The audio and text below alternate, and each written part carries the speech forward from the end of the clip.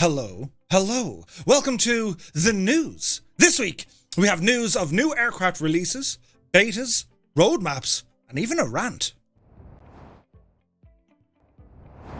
So I am joined once again by our fearless co-host, GibboIreland, the man wearing a hoodie that he got on the side of the road. Gibbo, how are you? Oh, Murph, I don't know how you come up with them. How are you? Listen, you've been giving out the dubs a lot lately, even though you are one, so I thought I'd represent, up the dubs. Up the dubs. I'm never confused. Come here to me. There's loads of news this week, so we'll jump straight in. And we have news from PMDG. The 737-700 has just entered its beta. What can you tell us? Yeah, Murph, you're right. So it is in beta stage now, with it in the hands, finally, of testers. I think at this stage we just want this released, right? So come on already.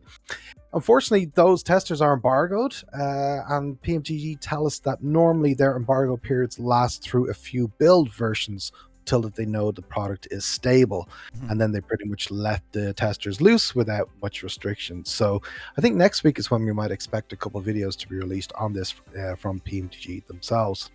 They tell us that the past week can be summarized by saying it was a big week for cleaning up details all throughout the airplane, to a point that they feel it's finally at a good stability level, and they are focusing now on the final bits and pieces to do with the airplane's functionality to get it to full capability.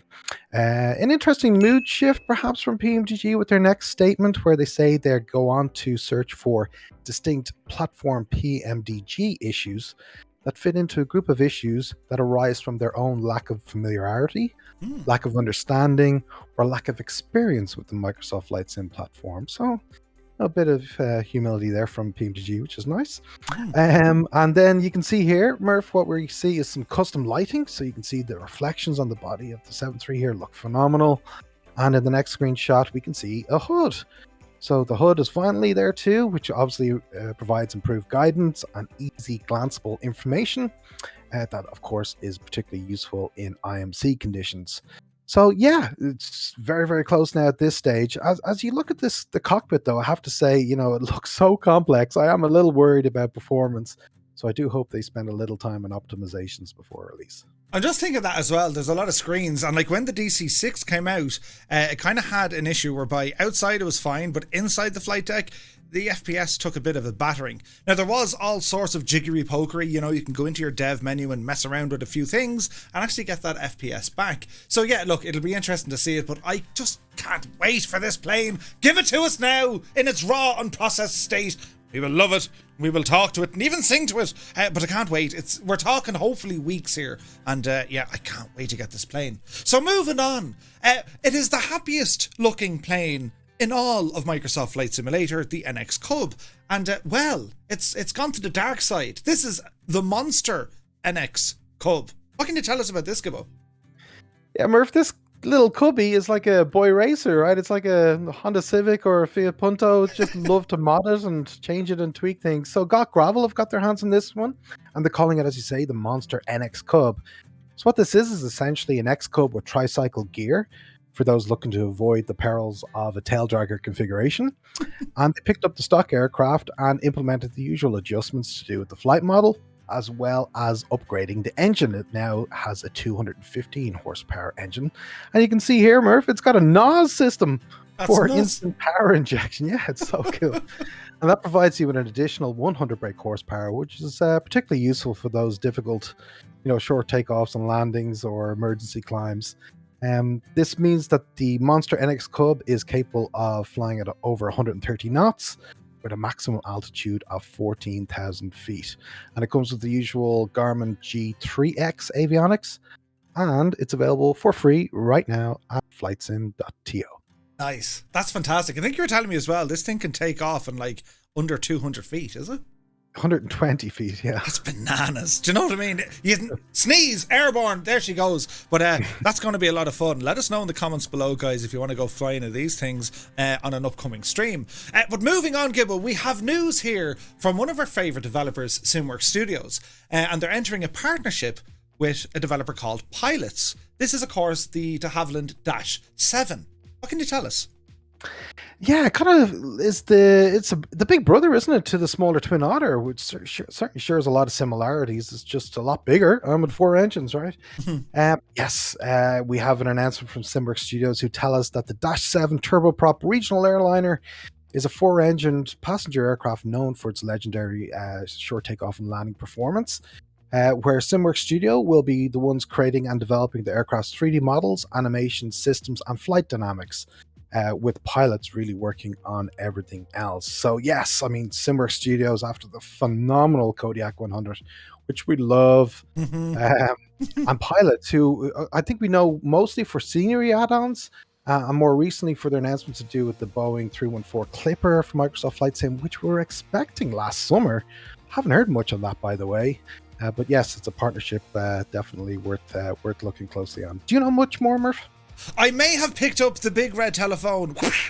Pilots, it's Murph. And anyway, I asked them about the Clipper. Lads, what's the story with the Boeing 314? And, I said, are you still working on it or is it shelved? And they said, no, we are still working on it.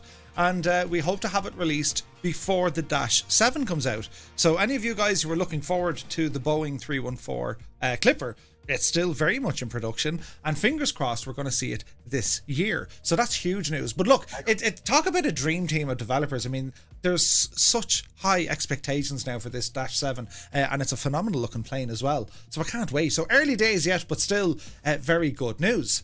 Now, moving on. INI Scene or INI Scene, it's all part of the INI Bills team. And these guys, they have to be one of the most busiest and active developers we have going at the moment. Well, they're working on a new scenery. And some of the statements they've released for this, one of their best and most comprehensive scenery yet, this is huge news. So it looks to be that of Heathrow. What's happening here, Gibbo? Yeah, Murph, INI Scene, which are coming off the back of their launch of, what's the word I'm looking for? Incredible? Yeah, let's go with incredible. Incredible Kerry Airport. Tis the finest airport in the land. Yes. So bringing finally London's Heathrow Airport to Microsoft Flight Simulator, which of course is the largest and busiest airport in the UK and also one of the most important in the world. And you can see here from this teaser video, which is really all we've got to work off at the moment, is the model of the Emirates A380, which is at the entrance to Heathrow. There's the prominent control tower we can see here, some custom jetways, and lots more. In fact, INI Scene say that this will be their most detailed and feature-rich scenery to date, which will be different from what we're seeing with Kerry and even Queenstown Airport in New Zealand. So they say that it's coming soon, and we don't have much more than that in terms of a release date. It's very much still work in progress, but definitely one that I will pick up, that's for sure. It looks amazing, right? And I remember even with the Kerry release, I mean, that was working with Boundless as well. They're so busy, and INI Bills, well, they're working on bringing their Airbus over to Flight Sim as well. So they're so busy, they're very active, and I can't wait to see this. It's such a huge and iconic airport to fly in and out of. Definitely one for the airliners. But moving on, here we have a roadmap, some information of what's happening from another one of our favourite developers, Orbx. Now, I was kind of, a little bit upset. I may have shared it here with myself because, well, there's no mention of an Irish update or Irish scenery pack, and it was featured on the roadmap last year. We didn't get in this year. Now, we still might, but it's not kind of stated here. But anyway, Orbx have published a roadmap for 2022, and well, Gibbo, what's happening here and what did you find out? Yeah, I think you need to write a strongly worded letter, Murph. That might work. So they took a look back very quickly on 2021, and they had over 47 releases for Microsoft Flight Simulator across cities, indie airports, their independent developers that they have working under the Orbx umbrella, missions, and even their first aircraft, of course, which is the Edgeley Optica. Mm-hmm. For 2022, lots more of the same, starting with Prague, as you say, which is imminently out for Microsoft Flight Simulator. In fact, it might be out at the time of this video already. Mm-hmm. And there's lots more going on. There's tons of ICAOs that I will save you from listing out that are due out shortly.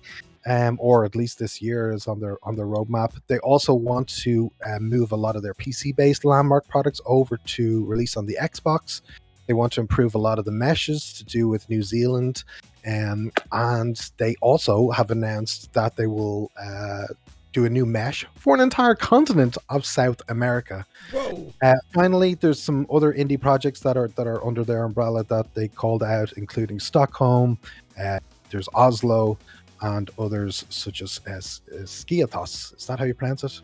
All coming in 2022. So lots going on in the Orbx world. They're keeping busy, and again, like Orbx have so many add-ons across so many different platforms, and it's great to see the love for Microsoft Flight Sim. In particular, it's great to see them focusing on the Xbox, but I think Xbox users, they're just screaming out for aircraft more so than scenery, so it'll be interesting to see what Orbx can do with the aircraft side of the house. So moving on, this here is a picture of what looks to be something, but we'll tell you more about it now. But our friends over at Indiafoxtecho, they brought us the MB339, the Goshawk, and most recently the F-35. Well, they're working on something possibly amazing. Gibbo, what are they doing? Are you talking about the Eurofighter? The Eurofighter, yes. Well, I thought you were talking about something else that's coming shortly. So yes, this Eurofighter Typhoon, amazing. What you see on screen here is the current Eurofighter Typhoon that's available in the InSim marketplace from Bredock. But yes, Indiafoxtecho have announced that they will be building this from scratch for Microsoft Flight Simulator. So very early days, lots of work to be done, but it certainly will be one that we would expect by the end of 2022 to be released, and this is what it will be competing against. Aside from the Eurofighter, Murph, there were a couple other announcements that Indiafoxtecho gave us in terms of their roadmap. The MB326 is on their roadmap, the M346 as well, the A4 Skyhawk, the E2C Hawkeye, and the C24J Spartan. So there's a lot. But one thing that I thought was very cool was that they also are working on an F-14D Super Tomcat. Ooh. Now, they say it's an experimental project that may not see the light of day, and really its purpose is to test new technologies and development techniques from Microsoft Flight Simulator. Mm-hmm. And an example of those techniques is using extremely high detail mesh, which would use about 1.3 million polygons and high resolution textures, which they say already are not yielding great FPS, unsurprisingly, so we may not even see it. But it's very interesting nonetheless for perhaps some competition for DC designs. So lots going on with Indiafoxtecho. Yeah, absolutely. And again, like, you know, the pictures that we can see here of the Bredock Eurofighter, well, put it this way, if you haven't got a Eurofighter, wait until Indiafoxtecho get out there. The Bredock one it is what it is. The exterior model isn't bad, and I think that's kind of the same with all of Bredock's aircraft. They look okay from a distance, from afar, from the outside, but once you start getting up close to them and inside them, you know, it depends on what your needs obviously are going to be, but you know, they are what they are. In terms of a developer, Indiafoxtecho have already brought us some amazing add-ons. They brought us the MB339, the Goshawk, and the F-35, all of which are fantastic aircraft. And I'm really looking forward to what they can do with a Eurofighter, because it's such an iconic airplane. It needs the absolute oomph put behind it, do you know? But anyway, now for something completely different, and now that's what I call Weather Volume 1, the Irish edition. This is a freeware pack of weather presets developed by yours truly and some friends, namely GibboIreland and Naughty Gnome. And essentially what it is, free weather presets with some Irish weather. Galway gales, Wexford warmth, and summer in Dublin, to name just a few of them. They're available over on our website, twotonemurphy.com, and you can register over there for free, and you have access to download these, pop them into your community folder, and sure, look, away you go with them. They all depict Irish weather, not all at the same time. We're working on that one. And we're hoping to get a couple of more presets out every couple of months, just into the community. They are a lot of fun. Gibbo, what would be your favourite, if you have such a thing, with these presets? Yeah, I was just going to say, for a couple days a year, we do have other weather than rain, just so you know. But summer in Dublin, it has to be summer in Dublin. That's it on screen at the moment. Perfect for video recording and screenshots as well. I just love it. I know you like the one with all the layers. You can fly in between the layers as well. That's another one I love too. So be sure to pick it up at twotonemurphy.com/downloads. They are a lot of fun, and again, like they're great if you're just going to do screenshots or record videos, but even trying to fly through them, they're very challenging. Like there's wind, rain, gales, gusts, heat, cold, a typical Irish day. But yeah, pretty cool and lots of fun. So moving on, we have word from Microsoft Flight Sim. Gibbo had to do an entire pile of reading here and, scrutinize all the information that Microsoft are pushing out in the Sim Update 8 beta.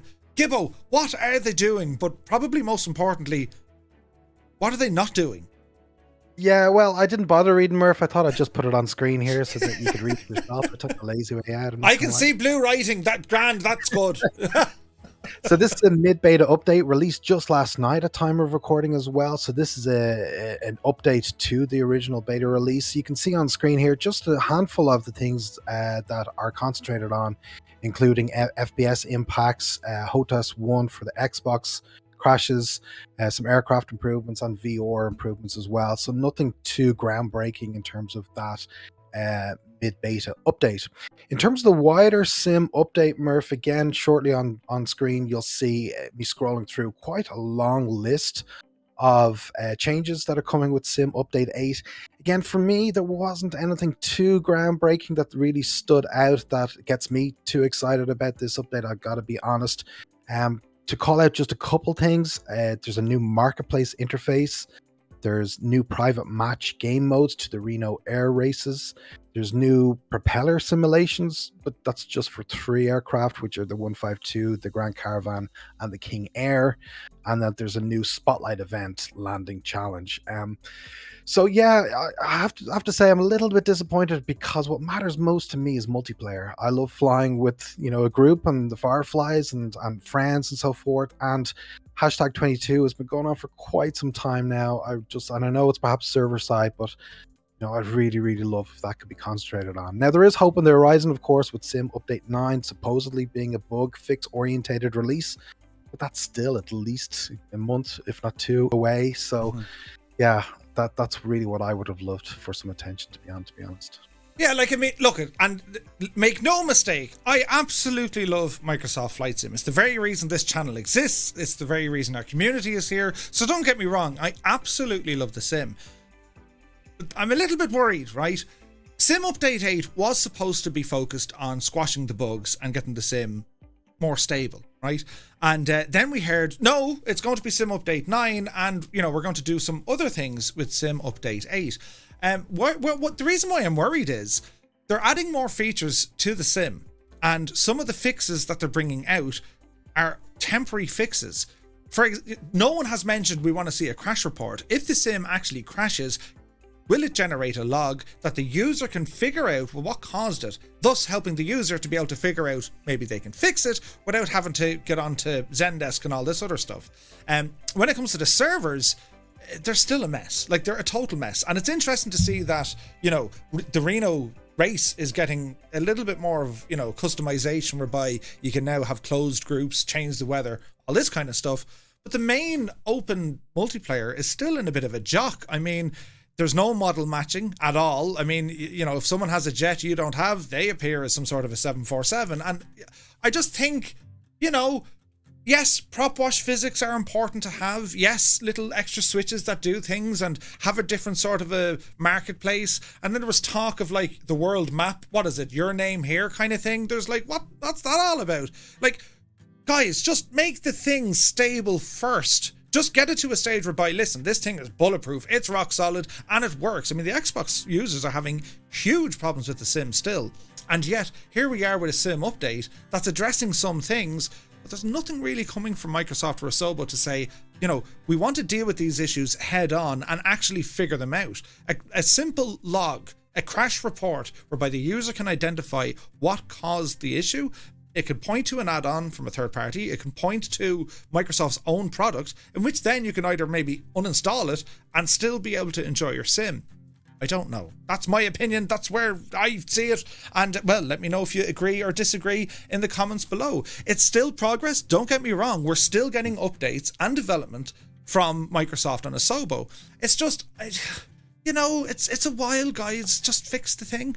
Sim Update 9 is now, it's going higher and higher and higher up the pecking order to say this expectation, if you like, is going to be so much that if they don't deliver 100% with it, a lot of folks are going to get kind of upset. Mainly me. I'll cry in the corner over here beside autopilot there. But yeah, listen, it's still progress in one regard, but they gotta fix some of the stuff and help us help them. Help us help them. Help me help you. I don't know what that's from, but that's what they need to do. Let us know in the comments below. Now, for our final bit, Detective Gibbo was sent out because he found a scoop. And this is interesting now, right? He came across a bit of a conversation over on the Aerosoft forums. And this is interesting. I do have some opinions, and my opinions are that of, well, me. I tend to sit in the fence all the time, but I'm starting to get a few splinters. Do you know what I mean? So, Gibbo, what's going on here? Yeah, Murph, I thought I'd take you and the viewers through this. This is a blog post that came from Matthias Koch at Aerosoft, who is a man who wears many hats at Aerosoft. He is a senior person. He is a product manager. He is a community lead. And I'm sure lots more besides. But he sent out this post to the Airsoft community seeking feedback, which is fantastic. And he starts off by asking for some feedback as to what Airbus they will do after the A330, which is a great start. Firstly, they're doing the A330, fantastic. Would love to learn more. But he goes on to ask that there are a few options, such as more versions of the A330, including engine variants, or the Neo version of the A330. And then he says, while interesting for high-end simmers, commercially this is not very interesting, because while for P3D all customers were high-end simmers, the same is most certainly not true for the current customer base. So that's a great start. Thanks. But I wasn't sure exactly what he was getting at by high end there. You know, is he talking about levels of realism? Is he talking about levels of complexity or variety in our aircraft? Is that high end in his opinion? Or is it down to technical specs? I mean, you need a high end system to run the sim in the first place. So I'm not quite sure what he's saying there. It kind of feels a little weird, a little off. But he goes on then and says that they're thinking about the A318 and A319, or the A320 and A321. Then he says, now to be clear, we do not consider Phoenix to be an important factor. Okay. Not only because they offer a different kind of project, they want to simulate the aircraft, and Aerosoft want to simulate the job of being a pilot, but mainly because they do not make a Microsoft Flight Simulator product, just a software bridge between the existing software and the sim. Right?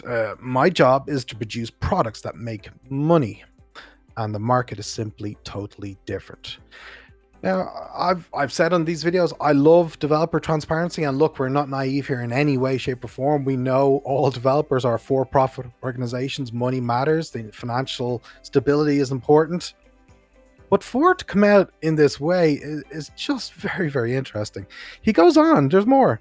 So maybe he ends it on a positive. While our friends at Fly-by-Wire are doing kick-ass stuff for the A320, fantastic, it is a positive. We have different ideas. Okay, that didn't last too long. Do not use JavaScript and HTML, which have serious drawbacks in performance. And again, we simply want to do a different project focused on the crew where the aircraft is just the tool. We've done so for 10 years, and it has served us very well. So he might have gotten out of the wrong side of the bed when he posted this. He finalizes the post here by saying, what about the A350? Well, you can forget it. Okay. The data's simply not there. I guess he's meaning it's just too new, so there's not much for them to work with. And the A380. And he says, commercially, that aircraft is about as interesting to us as it is for airlines. Ouch. So, yeah, look, as I say, I appreciate transparency from vendors, from developers. I really, really do. I think it's important to engage with the community. For it to come out in such a way where it's a feedback post where he's so blatant about the financial motivations, and that's what's driving not only their business decisions, which is fine, that's their own business, but is trying to influence the community's response based on their financial obligations, just doesn't sit right with me. And for him to call out the whole community in that way, you know, maybe it's perhaps lost in translation, maybe he didn't mean it that way, but it just doesn't sit right, and it comes across a little patronizing, in my opinion at least. What do you think, Murph? I'll start off, right? Press the little rant mode button. But like, okay, here you have Aerosoft, right? Who made a decision to deny its very own community access of having the GTN 750 available to drop in to the Twin Otter if they wanted. Aerosoft were like, no, we didn't consider that. We don't want you to have that. Then, at the same time, he's saying, community, hello, community, I want your opinion and feedback here. What happened to the end of this post? He closed this post after just 4 pages. I want your opinion. No, wait, no, it's grand. I don't want to talk to you anymore. Really weird and odd, right? Let's look at Aerosoft subjectively here for a moment. This is not their first rodeo. They've been, selling, developing and building add-ons for flight simulators and other simulators, not to mention their own studio, for years, right? So they know what they're doing. They've made them on X-Plane, P3D, FSX, and of course Microsoft Flight Simulator. So like they know pretty much where they're at. If we were to look at, and they also sell hardware, they're huge in Europe. It's one of the main resellers in Europe for any of your hardware stuff. So there's that going on as well. So yeah, we know Aerosoft are very much the commercialized entity. What's interesting here though is, let's look at their own products, their own in-house products, right? And the first one being the CRJ, whereby, it was $50 or something, 50 or 60 bucks, and then they brought out an expansion pack, which was essentially a longer plane for an extra $20. Yeah. Okay, so for an extra $20 you're getting the same plane, it's just a little bit longer. And they're talking about, well, we want to simulate what it's like being a pilot more so than simulating the aircraft. That doesn't really make a whole lot of sense to me, because simulating the pilot, it's not a pilot simulator, it's a flight simulator, so you got to get the aircraft right. When they're making the comment about high-end simmers or a high-end customer, we don't have yet all the high-end add-ons that the dedicated and very gifted third-party developer crew have brought to these flight sims. Like, don't forget, the home developers, the producers and the owners of the simulators, they'll only do so much in terms of what they can build and what they can create. You need the third-party developers who are so passionate about that aircraft or scenery or whatever it's going to be that they bring it into the simulator. We haven't had all of them appear yet in Microsoft Flight Sim. They're coming along. There's the airliners are starting to show up now with PMDG pretty much pushing forward with that by, it's study level sim and what have you. They pretty much all exist on P3D and X-Plane at the moment. But does that mean that they don't exist in Microsoft Flight Sim? I think that's a very wrong statement. Of course they do, because Microsoft Flight Sim offers an alternative.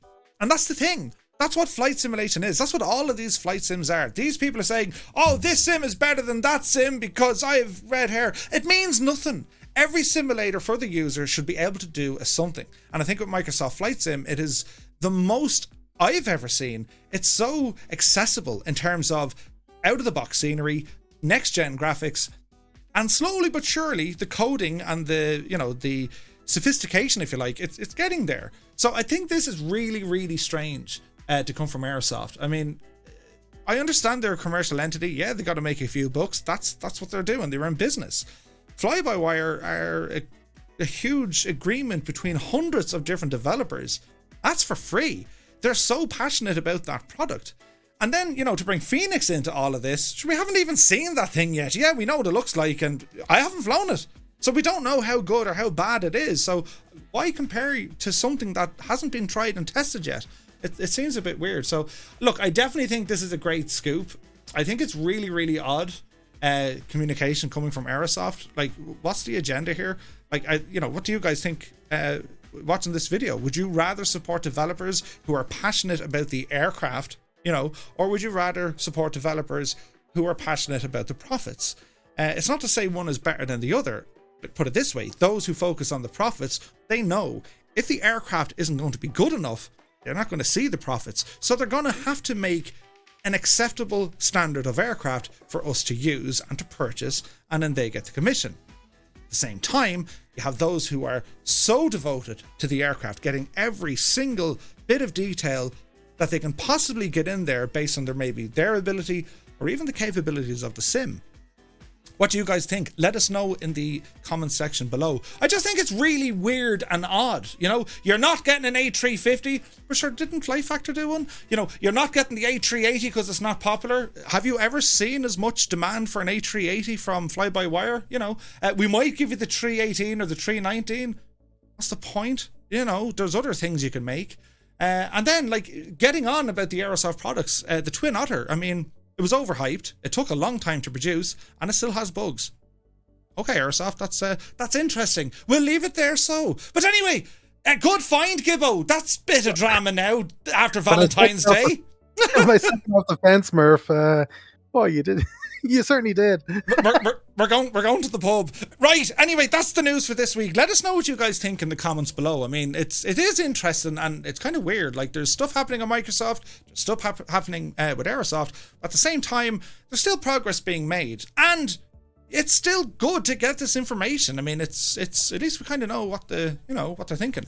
But anyway, don't forget, you'll catch us over on our live streams over on twitch.tv/Two-Tone Murphy every Monday, Wednesday, and Friday at 2000 Zulu time. So until the next time, thanks for watching, and we'll see you soon. Take care.